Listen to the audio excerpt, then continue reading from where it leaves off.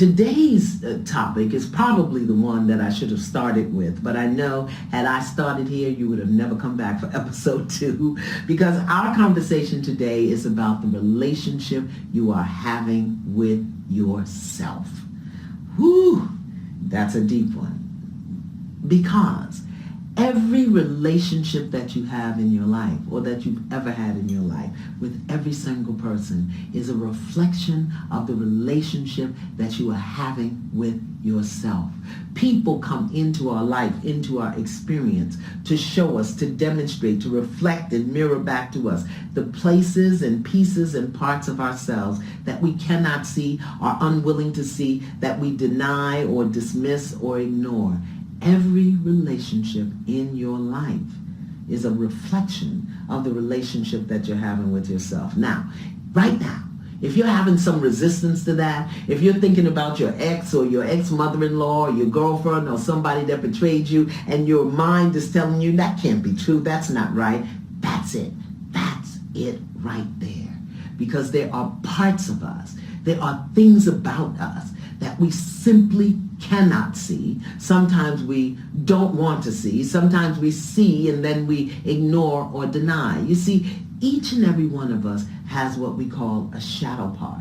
That's the part of us that we hide and cover and covet. Those pieces and aspects and things about ourselves that we find unpleasant or unacceptable. We tuck them away in the shadow. And someone will come into our life and reflect a light on that shadow. And that's when we see it. We see it in them. Do you love you?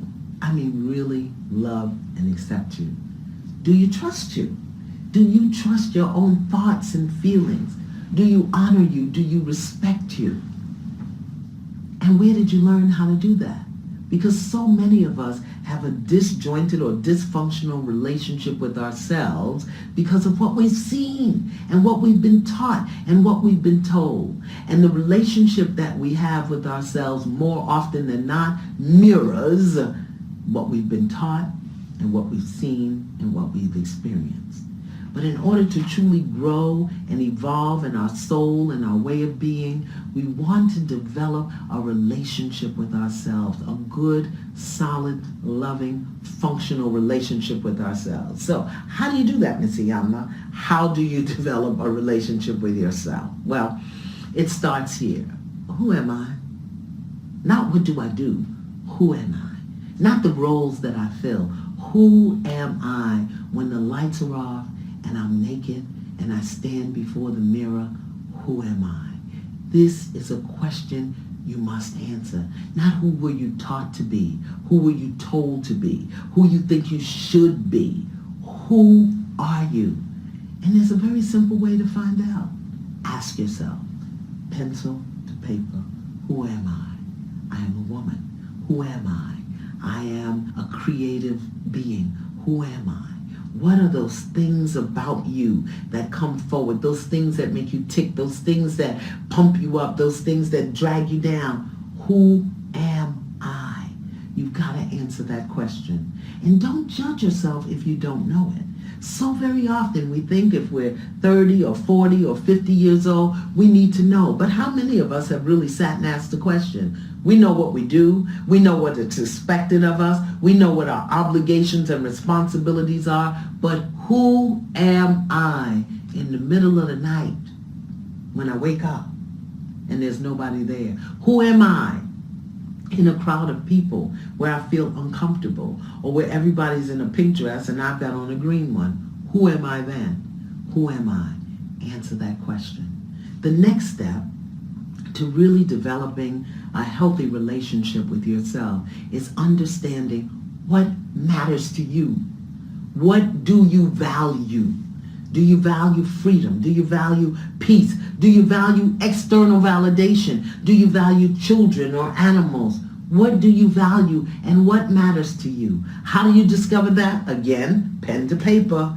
What matters to me is. What matters to me is. What matters to me is. Because very often we go into relationships and settle for less than we want, deserve, or desire because we don't know what matters to us and we don't know how to ask for it, and more often than not, we don't expect to get it. But when you know who you are, when you know what you value, when you know what matters to you, every relationship that you go into, you will expect and you will receive reciprocation for who you are and what you give and what matters and what you value, because you will attract to you more of who you are. And when you're clear about who you are and when you're clear about what matters, well, like draws like. That's just the law. That's how it works. The next step, see yourself. See yourself at your best and see yourself as your worst, and don't judge it. Accept it. Self-acceptance.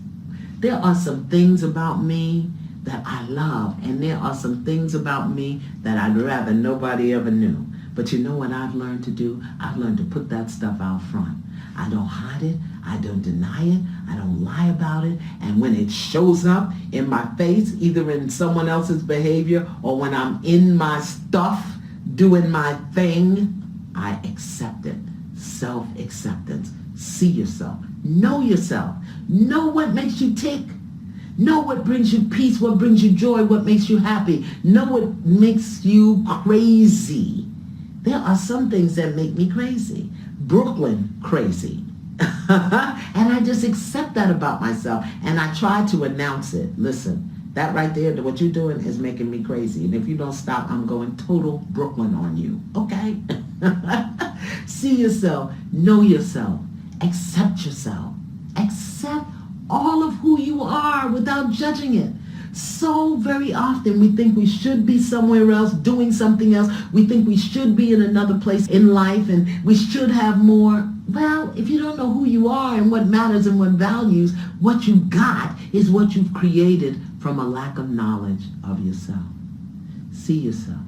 Know yourself. Accept yourself without judgment. Without judgment. Don't make you wrong about who you are, what you've done, what you haven't done, and where you are.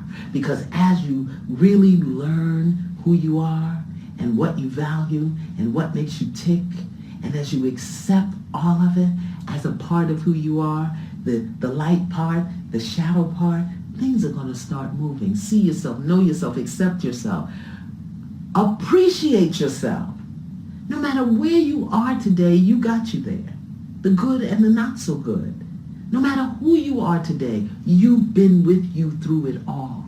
Appreciate who you are. And finally, honor yourself. Honor your feelings. Honor your thoughts. Honor your gifts. Honor your strengths. Honor your weaknesses. Work on those things that need to be worked on. Give yourself permission to explore, to stand up, to fall down, to not be perfect all the time. Honor who you are, where you are, what you do, how you do it, and commit yourself to be better. Because as you learn who you are, you'll shift, you'll change. As your values grow and evolve, you'll do things better. Some things you won't do at all anymore. This is how we learn to build a relationship with ourselves.